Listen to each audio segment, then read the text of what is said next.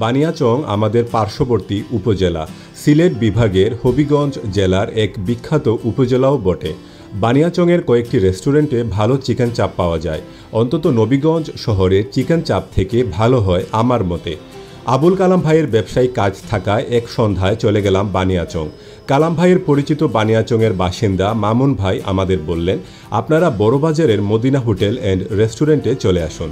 2023 সালে এখানে আমি একবার চিকেন চাপ খেয়েছিলাম, তখন বেশ ভালোই লেগেছিল। তবে এবার দেখা যাক কেমন লাগে। ভিডিও ধারণের এক পর্যায়ে হোটেল বয় আসলেন। আবুল কালাম ভাই এবং মামুন ভাই তারা দুজন অর্ডার করলেন।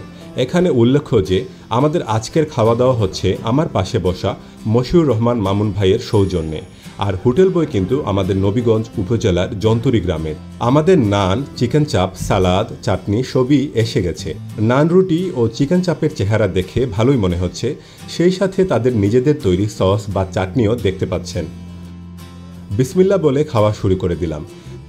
খাওয়ার পর মনে হচ্ছে 2023 সালে যেরকম খেয়েছিলাম আজকেও যেন সেরকমই লাগছে। আপনাদের প্রশ্ন থাকতে পারে যে কেমন লাগলো। আমি সব কিছু মিলিয়ে 10-এ 8 দেব। কেউ রেটিং সম্পর্কে জানতে চাইলে কমেন্ট বক্সে প্রশ্ন করতে পারেন। খাওয়া দাওয়ার পর যথারীতি মজো পান এবং স্মৃতি হিসেবে সেলফি তোলার মাধ্যমে আমাদের আজকের বানিয়াচং পর্ব শেষ হলো।